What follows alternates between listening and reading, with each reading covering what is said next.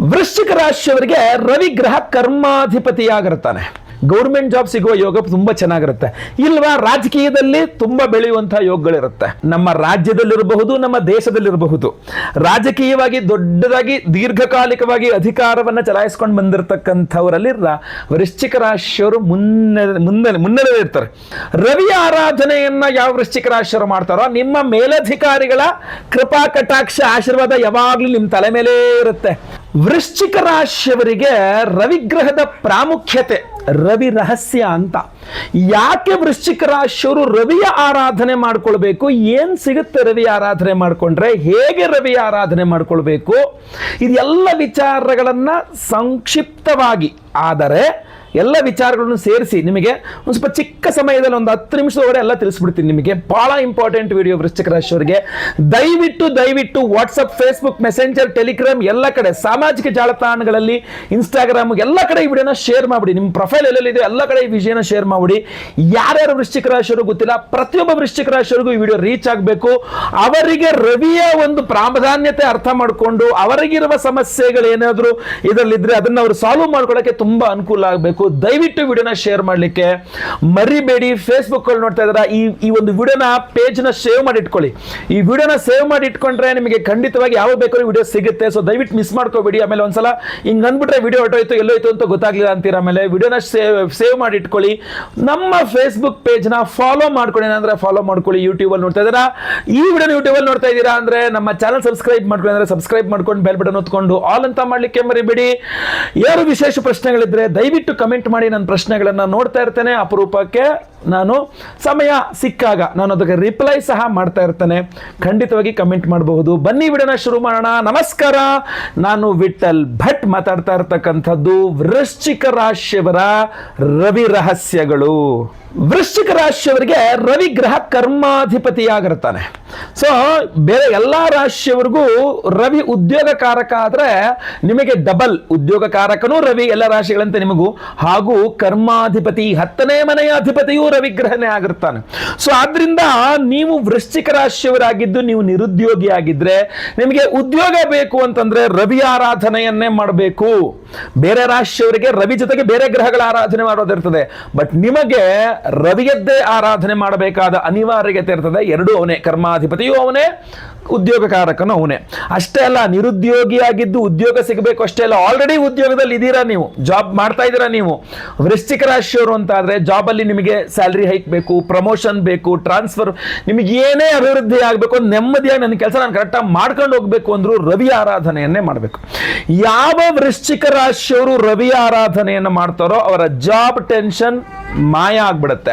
ಬೇರೆ ಬೇರೆ ಕಾರಣಗಳಿಂದ, ಅಂದ್ರೆ ಉದಾಹರಣೆಗೆ ಈಗ ಗೋಚಾರ ರೀತಿಯ ನಿಮಗೆ ಪಂಚಮ ಶನಿ ಇದೆ, ಇನ್ನೊಂದು 2 ವರ್ಷ ಇರುತ್ತೆ, ಅದರಿಂದಾಗಿ ಜಾಬ್ ಅಲ್ಲಿ ಪ್ರಾಬ್ಲಮ್ ಆಗ್ತಾ ಇದೆ ಅಂದ್ರೆ ರವಿ ಜೊತೆಗೆ ಶನಿ ಆರಾಧನೆಯನ್ನು ಮಾಡ್ಕೊಳ್ಬೇಕಾಗತ್ತೆ. ಶನಿನೂ ಪ್ರಾಧಾನ್ಯವಾಗಿರ್ಬಿಡ್ತಾನೆ. ಬಟ್ ಅದಲ್ಲದೆ ಬೇರೆ ಬೇರೆ ಕಾರಣಗಳಿಂದಾಗಿ ರವಿಯ ಸಮಸ್ಯೆಯಿಂದಾಗಿ ಉದ್ಯೋಗದ ಪ್ರಾಬ್ಲಮ್ ಆಗ್ತಿದೆಯಾ, ರವಿ ಆರಾಧನೆ ಮಾಡ್ಕೊಳ್ಳಿ.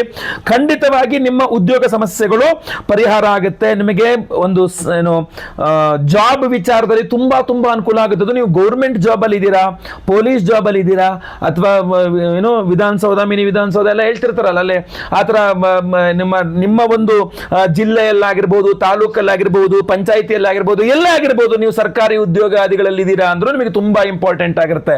ನಿಮಗೆ ಗೌರ್ಮೆಂಟ್ ಜಾಬ್ ಬೇಕು ಅಂದ್ರೂ ರವಿ ಆರಾಧನೆಯನ್ನೇ ಮಾಡಬೇಕು. ವೃಶ್ಚಿಕ ರಾಶಿಯವರಿಗೆ ನೆನ್ಪಿಟ್ಕೊಳ್ಳಿ, ಗೋಲ್ಡನ್ ವರ್ಡ್ಸ್ ಹೇಳ್ತೀನಿ. ವೃಶ್ಚಿಕ ರಾಶಿಯವರಿಗೆ ಸಹಜ ಸ್ವಾಭಾವಿಕವಾಗಿ ನ್ಯಾಚುರಲ್ ಆಗಿ ಗೌರ್ಮೆಂಟ್ ಜಾಬ್ ಸಿಗುವ ಯೋಗ ತುಂಬಾ ಚೆನ್ನಾಗಿರುತ್ತೆ ಇಲ್ವಾ. ರಾಜಕೀಯದಲ್ಲಿ ತುಂಬಾ ಬೆಳೆಯುವಂತಹ ಯೋಗಗಳಿರುತ್ತೆ, ಅಧಿಕಾರ ಪ್ರಾಪ್ತಿ ಯೋಗಗಳಿರುತ್ತೆ. ಸೊ ಇದು ಯಾವುದೇ ಬೇಕು ಅಂದ್ರೂ ನಿಮಗೆ ರವಿ ಬಹಳ ಇಂಪಾರ್ಟೆಂಟು. ರವಿ ಆರಾಧನೆಯನ್ನು ಮಾಡ್ಕೊಳ್ಬೇಕು. ಯಾವ ರೀತಿ ಮಾಡ್ಕೊಳ್ಬೇಕು ಈ ವಿಡಿಯೋ ಎಂಡಲ್ಲಿ ಹೇಳ್ತೀನಿ. ದಯವಿಟ್ಟು ವಿಡಿಯೋ ಬೇಗ ಮುಗಿಸ್ಬಿಡ್ತೀನಿ. ವಿಡಿಯೋ ನಿಧಾನಕ್ಕೆ ಸಂಪೂರ್ಣವಾಗಿ ವಿಡಿಯೋ ನೋಡಿ. ನಾನು ಆಗ್ಲೇ ಹೇಳಿದಂತೆ ರಾಜಕೀಯದಲ್ಲಿ ರವಿ ಅಭಿವೃದ್ಧಿಯನ್ನು ಕೊಡ್ತಾನೆ ಅಂತ. ರಾಜಕೀಯ ಅಂತಂದ್ರೆ ಎಲ್ಲೋ ಗ್ರಾಮ ಪಂಚಾಯತಿನೋ ಪಟ್ಟಣ ಪಂಚಾಯತಿನೋ ರಾಜಕೀಯ ದೊಡ್ಡ ದೊಡ್ಡ ರಾಜಕೀಯನೇ ಆಗ್ಬೇಕು ಅಂತಿಲ್ಲ. ರಾಜಕೀಯ ಎಲ್ಲಿರುತ್ತ್ರಿ? ಎಲ್ಲಿರಲ್ಲ ಹೇಳ್ರಿ ರಾಜಕೀಯ. ನನಗೆ ನೀವು ಎಲ್ಲಿ ಕೆಲಸ ಮಾಡ್ತಿರಲ್ಲ ರಾಜಕೀಯ ಇರಲ್ವೇನ್ರಿ? ನೀವು ಹೇಳ್ತಿರಲ್ಲ ಸರ್ ನಿಮಗೆ ಗೊತ್ತಿಲ್ಲ ನಮ್ಮ ಆಫೀಸಲ್ಲಿ ಎಷ್ಟು ರಾಜಕೀಯ ಗೊತ್ತಾ ಹಂಗೆ ಬೆನ್ನಿ ಚುರಿ ಹಾಕ್ಬಿಡ್ತಾರೆ. ನಮ್ಮ ಅಂಗಡಿ ಇದರಲ್ಲಿ ಎಷ್ಟು ರಾಜಕೀಯ ಗೊತ್ತಾ, ಹಂಗೆ ನಮಗೆ ಲಾಸ್ ಆಗಂಗೆ ಮಾಡ್ಬಿಡ್ತಾರೆ. ನಮ್ಮ ಮನೇಲಿ ಎಷ್ಟು ರಾಜಕೀಯ ಗೊತ್ತಾ, ಹಂಗೆ ನಂಗೆ ಲಾಸ್ ಮಾಡಿಬಿಡ್ತಾರೆ. ನನ್ನ ಫ್ರೆಂಡ್ಸಲ್ಲಿ ಎಷ್ಟು ರಾಜಕೀಯ ಗೊತ್ತಾ, ನಮ್ಮ ಫ್ರೆಂಡ್ಸ್ ಗ್ರೂಪಲ್ಲಿ ಹಂಗೆ ನಮ್ಗೆ ಹಂಗೆ ಮಾಡ್ಬಿಡ್ತಾರೆ, ಹಿಂಗೆ ಮಾಡ್ಬಿಡ್ತಾರೆ. ರಾಜಕೀಯ ಎಲ್ಲಿರಲ್ಲ. ನಿಮಗೆ ರಾಜಕೀಯ ಇದ್ರೂ ನಿಮಗೆ ತೊಂದರೆ ಆಗಬಾರದು, ನಿಮಗೆ ಯಶಸ್ಸು ಸಿಗಬೇಕು ಅಂದ್ರೆ ರವಿ ಚೆನ್ನಾಗಿರ್ಬೇಕು. ರವಿ ಗ್ರಹ ನಿಮಗೆ ತುಂಬಾ ಅದ್ಭುತವಾಗಿ ರಾಜಕೀಯ ಯಶಸ್ಸನ್ನು ಕೊಡ್ತಾನೆ, ಉನ್ನತ ಅಧಿಕಾರವನ್ನು ಕೊಡ್ತಾನೆ, ಇಂಟೆಲಿಜೆನ್ಸ್ ಅನ್ನು ಕೊಡ್ತಾನೆ. ನೋಡಿ, ರಾಜಕೀಯದಲ್ಲಿ ಯಾವಾಗಲೂ ನಿಮಗೆ ಇಂಟೆಲಿಜೆನ್ಸ್ ಬಹಳ ಇಂಪಾರ್ಟೆಂಟ್. ಬುದ್ಧಿವಂತಿಕೆ ಅಂದರೆ ಬರೀ ಆ ಬುದ್ಧಿವಂತಿಕೆ ಅಲ್ಲ, ಎದುರುಗಡೆ ಇರತಕ್ಕಂಥವರ ನಡೆ ಏನಾಗಬಹುದು, ಆ ಸೀಕ್ರೆಟ್ ನಡೆ ಏನಾಗಬಹುದು ನಿಮಗೆ ಗೊತ್ತಿರಬೇಕು. ಯಾವ ವ್ಯಕ್ತಿಗೆ ತನ್ನ ಶತ್ರುವಿನ ಅಥವಾ ತನ್ನ ಒಟ್ಟಿಗೆ ಇರತಕ್ಕಂಥ ಅಂದರೆ ರಾಜಕೀಯ ಮಾಡಬಹುದಾದಂತಹ ಅವರ ಒಂದು ಮುಂದಿನ ನಡೆ ಗೊತ್ತಿರ್ತದೋ ಅವನು ಗೆದ್ದು ಬಿಡ್ತಾನೆ. ಅವನು ಯಾವುದೇ ರೀತಿಯಲ್ಲಿ ಸೋರಲ್ಲ. ಇವ್ರು ಇದೇ ಸ್ಟೆಪ್ ತಗೊಳ್ತಾರೆ, ನಾನು ಹಿಂಗೆ ಮಾಡಬೇಕು ಅಂತ. ಸೊ ಆ ಇಂಟೆಲಿಜೆನ್ಸ್ ನಿಮಗೆ ಕೊಡ್ತಕ್ಕಂಥದ್ದು ರವಿಗ್ರಹನ ಆಗಿರ್ತಾರೆ. ನೋಡಪ್ಪ, ಅವ್ರು ಇಂಥದ್ದೇ ಸ್ಟೆಪ್ ತಗೊಳ್ತಾರೆ, ನೀನು ಹಿಂಗೆ ಮಾಡಬೇಕು ಅಂತ. ಇವತ್ತಿಗೂ ನಮ್ಮ ರಾಜ್ಯದಲ್ಲಿರಬಹುದು, ನಮ್ಮ ದೇಶದಲ್ಲಿರಬಹುದು, ರಾಜಕೀಯವಾಗಿ ದೊಡ್ಡದಾಗಿ ದೀರ್ಘಕಾಲಿಕವಾಗಿ ಅಧಿಕಾರವನ್ನು ಚಲಾಯಿಸ್ಕೊಂಡು ಬಂದಿರತಕ್ಕಂಥವರಲ್ಲಿ ವೃಶ್ಚಿಕ ರಾಶಿಯವರು ಮುನ್ನಡೆ ಇರ್ತಾರೆ, ಬಹಳ ಮುಂದೆ ಇರ್ತಾರೆ. ಅವರು ಉನ್ನತ ಅಧಿಕಾರಗಳು ಸಹ ನಿಮಗೆ ವೃಶ್ಚಿಕ ರಾಶಿಯೇ ಕೊಡೋದು.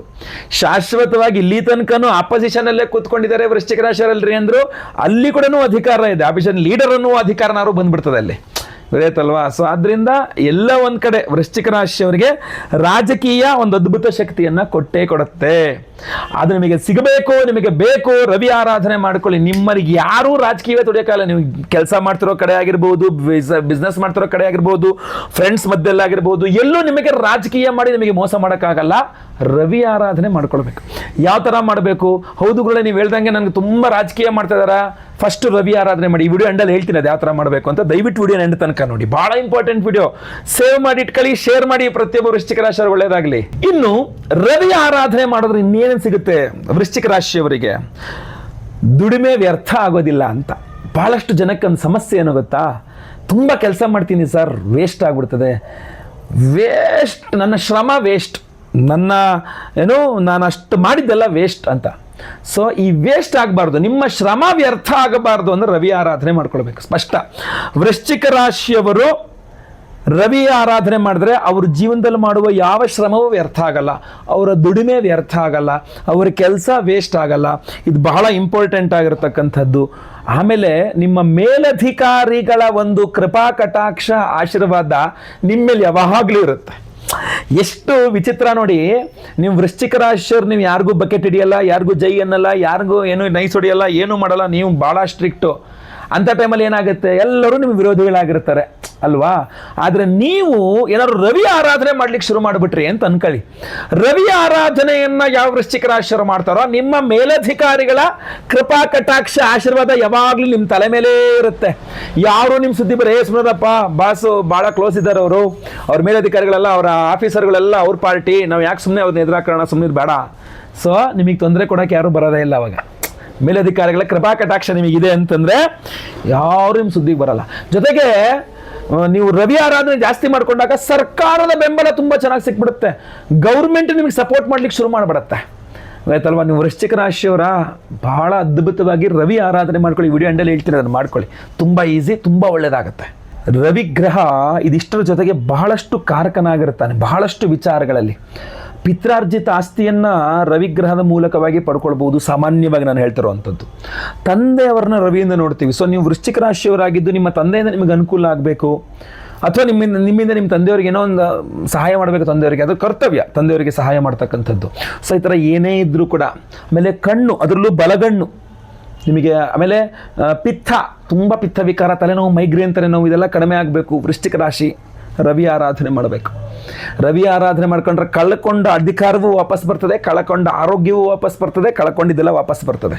ಸೊ ರವಿ ಗ್ರಹ ಇಂಥ ಇಂಪಾರ್ಟೆಂಟ್ ಆದಂಥ ರವಿಯನ್ನು ಹೇಗೆ ಆರಾಧನೆ ಮಾಡಬೇಕು ಅನ್ನೋದು ಇಂಪಾರ್ಟೆಂಟ್ ಅಲ್ವಾ? ಅದನ್ನು ಹೇಳ್ತೀನಿ ಕೇಳಿ. ಸೂರ್ಯಗ್ರಹನ ಆರಾಧನೆ ವಿಶೇಷ ಪರಿಹಾರಗಳಲ್ಲಿ ಎಕ್ಕೆ ಗಿಡದ ಪ್ರಾಮುಖ್ಯತೆ ಬಹಳ ಜಾಸ್ತಿ ಇದೆ.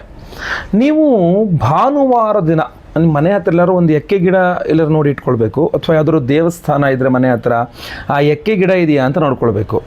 ಆ ಎಕ್ಕೆ ಗಿಡವನ್ನು ಭಾನುವಾರದ ದಿವಸ ಪೂಜೆ ಮಾಡ್ತಕ್ಕಂಥದ್ದು ಇದೆಯಲ್ಲ, ಭಾಳ ವಿಶೇಷವಾಗಿರುತ್ತೆ. ಒಂದು ಸ್ವಲ್ಪ ಕೆಂಪು ಕಲರ್ ಹೂವು, ಒಂದು ಸ್ವಲ್ಪ ಕುಂಕುಮ ಹಾಕಿ ಕಲಸಿದ ಅಕ್ಷತೆ ಹಾಗೂ ಅರಿಶಿನ ಕುಂಕುಮ, ಒಂದು ಲೋಟ ಉದ್ಧರಣೆ ಪಂಚಪಾತ್ರೆ ನೀರು, ಇಷ್ಟು ತೊಗೊಂಡು ಒಂದು ಪ್ಲೇಟಲ್ಲಿ ಇದಿಷ್ಟು ಇಟ್ಕೊಂಡು ತೊಗೊಂಡು ಹೋಗಿ ಆ ಎಕ್ಕೆ ಗಿಡಕ್ಕೆ ಅರಿಶಿನ ಕುಂಕುಮ ಹಚ್ಚಿ ಅಕ್ಷತೆ ಹಾಕಿ ನೀವು ನೀರನ್ನು ಹಾಕಿ, ಆ ತಾಮ್ರದ ಚೆಂಬಲ್ ನೀರು ಹಾಕಿರೋದು ತುಂಬ ವಿಶೇಷ. ಕೆಂಪು ಹೂಗಳಿಂದ ಅರ್ಚನೆ ಮಾಡಿ, ಸೂರ್ಯನಾರಾಯಣಾಯ ನಮಃ ಅಂತ ಬಹಳ ವಿಶೇಷವಾಗಿರುತ್ತೆ. ಭಾನುವಾರಗಳಲ್ಲಿ ಎಕ್ಕೆ ಗಿಡಕ್ಕೇನಾದರೂ ಪೂಜೆ ಮಾಡಿದರೆ ನೀವು ಸೂರ್ಯನ ದೋಷಗಳು ಪರಿಹಾರವಾಗಿ ರವಿಗ್ರಹ ಅನುಗ್ರಹವಾಗಿಬಿಡುತ್ತೆ. ಅಷ್ಟೇ ಅಲ್ಲ, ನೀವು ಅದೇ ಒಂದು ಗಿಡಕ್ಕೆ ನೀವೊಂದು ಕೆಂಪು ದಾರವನ್ನು ನೀವು ಮನಸ್ಸಲ್ಲಿ ಏನೋ ಒಂದು ಸಂಕಲ್ಪ ಮಾಡಿಕೊಂಡು ಅದನ್ನು ಆ ಗಿಡಕ್ಕೆ ಕಟ್ಟು ಬಂದರೂ ಕೂಡ, ಕಟ್ಬಿಟ್ಟು ನನಗೆ ಇಷ್ಟು ಕೆಲಸ ಆಗಬೇಕು ಅಂತ ಅಂದ್ಕೊಂಡು ಕಟ್ಬಿಟ್ಟು ಬಂದರೂ ಕೂಡ ಕೆಂಪು ದಾರ, 3 ಎಳೆ ದಾರ ತುಂಬ ಚೆನ್ನಾಗಿ ನಿಮ್ಮ ಕಾರ್ಯಸಿದ್ಧಿ ತುಂಬ ಚೆನ್ನಾಗಾಗುತ್ತೆ. ಫಸ್ಟ್ 9 ಭಾನುವಾರಗಳು ಪೂಜೆ ಮಾಡಬೇಕು, 9ನೇ ಭಾನುವಾರ ಕಟ್ಟಬೇಕು, ಗೊತ್ತಾಯ್ತಲ್ವಾ? ಆವಾಗ ನಿಮ್ಮ ಕಾರ್ಯಸಿದ್ಧಿ ತುಂಬ ಚೆನ್ನಾಗಿ ಆಗ್ತಕ್ಕಂಥದ್ದು. ಇಲ್ಲ ನೀವೇ ಕೈಯಲ್ಲಿ ಕಟ್ಕೊಳ್ತೀನಿ ಅಂದ್ರೂ ಒಂದು 3 ಎಳೆ ಅಥವಾ 9 ಎಳೆ ಇದನ್ನು ಕೆಂಪು ದಾರವನ್ನು ನವಗ್ರಹ ಮಧ್ಯದಲ್ಲಿ ಸೂರ್ಯ ಇರ್ತಾನೆ, ಸೂರ್ಯನ ಬುಡದಲ್ಲಿ ಆ ದಾರದುಂಡೆ ಇಟ್ಟಿಸಿ ಅದಕ್ಕೆ ಪೂಜೆಗಳು ಅಭಿಷೇಕಗಳು ಮಾಡಿ, ಅದು ಒದ್ದೆ ಆದರೂ ಇನ್ನೂ ಒಳ್ಳೆಯದೇ. ಸೂರ್ಯನ ಅಭಿಷೇಕ ಮಾಡಿದ ನೀರಿನಲ್ಲಿ ಅದು ಒದ್ದೆ ಆದರೂ ತುಂಬ ಒಳ್ಳೆಯದು, ಇದಾಯ್ತಲ್ವಾ? ಸೊ ಅದು ಆಮೇಲೆ ಕುಂಕುಮಾರ್ಚನೆ ಮಾಡಿಸಿ, ಅಷ್ಟೋತ್ತರ ಪೂಜೆ ಮಾಡಿಸಿ, ನಂತರ ಅಭಿಮಂತ್ರಿತವಾದ ಆ ದಾರವನ್ನು ನಿಮ್ಮ ಕೈಗೆ ಬಲಗೈಯಲ್ಲಿ ಕಟ್ಕೊಳ್ತಕ್ಕಂಥದ್ದು ಇದೆಯಲ್ಲ, ರವಿಯ ಒಂದು ಅದ್ಭುತವಾದ ರಕ್ಷಣೆ ಯಾವಾಗಲೂ ಸಹ ನಿಮಗೆ ಇರ್ತದೆ, ಯಾವಾಗೂ ಬೇಕಾಗಿರ್ತಕ್ಕಂಥದ್ದು ಅಂತ. ಇದ್ರ ಜೊತೆಗೆ 3ನೇದಾಗಿ ಭಾನುವಾರದ ದಿವಸ ಬಹಳ ಮುಖ್ಯವಾಗಿ ಈಶ್ವರ ಆರಾಧನೆ, ಅಥವಾ ಭಾನುವಾರದ ದಿವಸ ನಾರಾಯಣ, ಶ್ರೀಮನ್ನಾರಾಯಣ, ಸೂರ್ಯನಾರಾಯಣ ಅನ್ನುವ ಹೆಸರಿನಲ್ಲಿ. ಈಗ ನೀವು ನಾರಾಯಣನ ಹೆಸರಿನಲ್ಲಿ ಪೂಜೆ ಮಾಡಬೇಕಾ, ಜಪ ಮಾಡಬೇಕು, ಆರಾಧನೆ ಮಾಡಬೇಕು ಅಂದರೆ ಓಂ ಸೂರ್ಯನಾರಾಯಣಾಯ ನಮಃ ಈ ಒಂದು ಮಂತ್ರವನ್ನು ಪ್ರತಿ ಭಾನುವಾರ 1008 ಸಲ ಜಪ ಮಾಡಬೇಕು, ಆಯ್ತಲ್ವ? ತುಂಬ ಒಳ್ಳೆಯದು. ಇಲ್ಲ ಬರೀರಿ, ಒಂದು ಪೆನ್ ತಗೊಂಡು ಬರೀರಿ, ಓಂ ಸೂರ್ಯನಾರಾಯಣಾಯ ನಮಃ 333 ಬಾರಿ ಬರೀರಿ, ತುಂಬ ಅನುಕೂಲ ಆಗ್ತಕ್ಕಂಥದ್ದು. ಈಶ್ವರ ಆರಾಧನೆ ಮಾಡಬೇಕಾದ್ರೆ ರುದ್ರ ತ್ರಿಶತಿ ಅಂತ ಹೇಳ್ತಾರೆ. ಆ ರುದ್ರ ತ್ರಿಶತಿ ಮಂತ್ರಗಳಿಂದ ಈಶ್ವರ ದೇಗುಲದಲ್ಲಿ ಬಿಲ್ವ ಪತ್ರೆಯಿಂದ ಈಶ್ವರನಿಗೆ ಭಾನುವಾರದ ದಿವಸ ವಿಶೇಷವಾಗಿ ಆರಾಧನೆ ಮಾಡಿ, ಅಲ್ಲಿ ಸೂರ್ಯನ ಅಷ್ಟೋತ್ತರವನ್ನು ನೀವು ಪಠನೆ ಮಾಡಿಕೊಳ್ತಕ್ಕಂಥದ್ದು, ಆ ಕೆಂಪು ದಾರವನ್ನು ಅಲ್ಲಿಟ್ಟು ಅದನ್ನು ಕೈ ಕಟ್ಕೊಳ್ತಕ್ಕಂಥದ್ದು ಕೂಡ ನಿಮಗೆ ತುಂಬ ಅನುಕೂಲ ಆಗ್ತಕ್ಕಂಥ ಒಂದು ಪರಿಹಾರವಾಗಿರುತ್ತೆ. ಈ ಎಲ್ಲ ಸಿಂಪಲ್ ಪರಿಹಾರಗಳ ಜೊತೆಯಲ್ಲಿ ನೀವು ಆದಿತ್ಯ ಹೃದಯ ಸ್ತೋತ್ರ ಪಠನ ಇರಬಹುದು, ರವಿಗ್ರಹ ಸ್ತೋತ್ರ ಪಠನ ಇರಬಹುದು, ಕೆಂಪು ವಸ್ತ್ರದಲ್ಲಿ ಗೋಧಿ ದಾನ ಮಾಡ್ತಕ್ಕಂಥದ್ದು ಇರಬಹುದು, ಇದೆಲ್ಲ ವರ್ಕೌಟ್ ಆಗುತ್ತೆ, ಕೆಲಸ ಮಾಡುತ್ತೆ. ಬಟ್ ಪವರ್ಫುಲ್ ಆಗಿರ್ತಕ್ಕಂಥದ್ದು ಬೇಕು ಅಂತಂದರೆ ಒಂದು ವಿಶೇಷವಾದ ರತ್ನ ಇದೆ. ಆ ವಿಶೇಷವಾದ ರತ್ನವೇ ಇದು ರಾಜವರ್ಧನ ಮಣಿ ಅಂತ. ಸೊ ಈ ರಾಜವರ್ಧನ ಮಣಿ ಅನ್ನುವಂಥದ್ದು ಬಹಳ ವಿಶೇಷವಾಗಿರ್ತಕ್ಕಂಥ ರವಿಯ ಅನುಗ್ರಹವನ್ನು ಕೊಡುವ ಶಕ್ತಿ ಇರತಕ್ಕಂಥ ರತ್ನ. ಈ ರಾಜವರ್ಧನ ಮಣಿ ರಾಜಯೋಗವನ್ನು ಜೀವನದಲ್ಲಿ ವೃದ್ಧಿ ಮಾಡ್ತದೆ ಅಂತ ಹೇಳ್ತಾರೆ.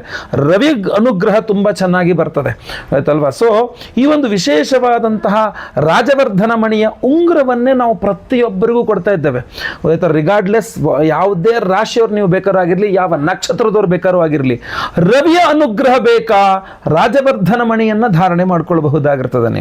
ನಾವು ಈ ವಿಶೇಷವಾದಂತಹ ರಾಜವರ್ಧನ ಮಣಿಯನ್ನ ಇದೇ ಜನವರಿ 18ನೇ ತಾರೀಕು ಅಮಾವಾಸ್ಯೆ ಭಾನುವಾರ ದಿವಸ, ಯಾಕಂದ್ರೆ ಭಾನುವಾರ ರವಿಯ ವಾರದ ದಿವಸ ಅಮಾವಾಸ್ಯೆ ಜನವರಿ 18ನೇ ತಾರೀಕೆ ವಿಶೇಷವಾದಂತಹ ಹೋಮಗಳಲ್ಲಿ ಎನರ್ಜೈಸ್ ಮಾಡ್ತಾ ಇದ್ದೇವೆ. ಗಮನಿಸಬೇಕು ನೀವು ಇದನ್ನ. ಅದರಲ್ಲಿ ಮೊಟ್ಟ ಮೊದಲನೆಯದು ಸಹಸ್ರ ರವಿಶಾಂತಿ ಹೋಮ.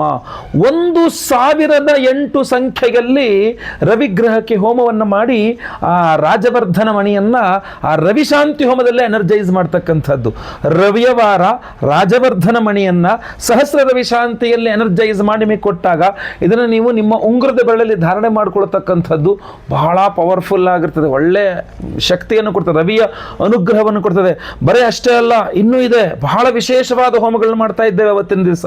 ಅಶ್ವಾರೂಢ ಪಾರ್ವತಿ ಮಂತ್ರ ಹೋಮ ಅಂತ ಮಾಡ್ತಾ ಇದ್ದೇವೆ. ಒಂದು ಅದ್ಭುತವಾದ ವಿಶೇಷವಾದ ನಿಗೂಢವಾದಂತಹ ಹೋಮ ಅಶ್ವಾರೂಢ ಪಾರ್ವತಿ ಹೋಮ. ಹಿಂದೆ ರಾಜಮಹಾರಾಜರು ಕೂಡ ಮಾಡ್ತಾ ಇದ್ರು. ಅದ್ಭುತವಾದಂತಹ ರಾಜಸಿಂಹಾಸನ, ಆ ಯೋಗ ಫಲಗಳು ಬೇಕು, ಗೆಲ್ಲಬೇಕು ಅನ್ನುವಂಥ, ಕೈ ಹಾಕಿದ ಕೆಲಸಗಳಲ್ಲಿ ಸಕ್ಸಸ್ ಆಗಬೇಕು, ಯುದ್ಧಗಳನ್ನು ಗೆಲ್ಲಬೇಕು, ಎಲ್ಲ ಕಡೆ ಜಯವೇ ಬರಬೇಕು, ಜಯ ನಮ್ಮ ಬೆನ್ನ ಹಿಂದೆ ಇರಬೇಕು ಅನ್ನುವ ಕಾರಣಕ್ಕೆ, ಯಾವುದೇ ಕೆಲಸಗಳು ಸರಾಗವಾಗಿ ಸಾಗಬೇಕು ಅನ್ನುವ ಕಾರಣಕ್ಕೆ, ಆ ರಾಜಯೋಗ ನಿಮಗೆ ಸಿಗಬೇಕು ಅನ್ನುವುದಕ್ಕೆ ಅದ್ಭುತವಾದಂತಹ ಪರಿಹಾರ ನಿಮಗೆ ಅಶ್ವಾರೂಢ ಪಾರ್ವತಿ ಮಂತ್ರ. ಆ ಅಶ್ವಾರೂಢ ಪಾರ್ವತಿ ಮಂತ್ರದಲ್ಲಿ ಈ ಒಂದು ರಾಜವರ್ಧನ ಮಣಿಯನ್ನ ವಿಶೇಷವಾಗಿ ನಾವು ಎನರ್ಜೈಸ್ ಮಾಡಿ ಕಳಿಸ್ಕೊಡ್ತಾ ಇದ್ದೇವೆ. ಸೊ ಸಹಸ್ರ ರವಿ ಶಾಂತಿ ಹೋಮ, ಅಶ್ವಾರೂಢ ಪಾರ್ವತಿ ಹೋಮ. ಅಮಾವಾಸ್ಯೆ ದಿವಸ ನಾವು ಸಾಮಾನ್ಯವಾಗಿ ಮಾಡ್ತಕ್ಕಂಥದ್ದು ಯಾವುದು? ಈ ಮಾಟ ಮಂತ್ರಗಳು, ದೃಷ್ಟಿದೋಷಗಳು, ಶತ್ರು ಬಾಧೆಗಳು, ಈ ತೊಂದರೆ ಕೊಡ್ತಕ್ಕಂಥ ಎಲ್ಲ ನೆಗೆಟಿವ್ ಎನರ್ಜೀಸ್ ದೂರ ಆಗಬೇಕು ಅಂತ. ಅದೇ ಕಾರಣಕ್ಕೋಸ್ಕರ ಅಘೋರಾಸ್ತ್ರ ಹೋಮವನ್ನು ಸಹ ಮಾಡ್ತಾ ಇದ್ದೇವೆ. ಆ ಅಘೋರಾಸ್ತ್ರ ಹೋಮದಲ್ಲೂ ಸಹ ಈ ಒಂದು ರಾಜವರ್ಧನ ಮಣಿ ಅಮಾವಾಸ್ಯೆ ವಿಶೇಷ ಹೋಮಗಳಲ್ಲಿ ಎನರ್ಜೈಸ್ ಆಗಿರುತ್ತೆ. ಅದ್ರ ಜೊತೆಗೆ ಅವಿವಾಹಿತರಿಗೆ ವಿವಾಹ ಸಿದ್ಧಿ ಆಗಬೇಕು, ವಿವಾಹಿತರಿಗೆ ಅನ್ಯೋನ್ಯ ಸುಖ ದಾಂಪತ್ಯ ಜೀವನ ಸಿಗಬೇಕು.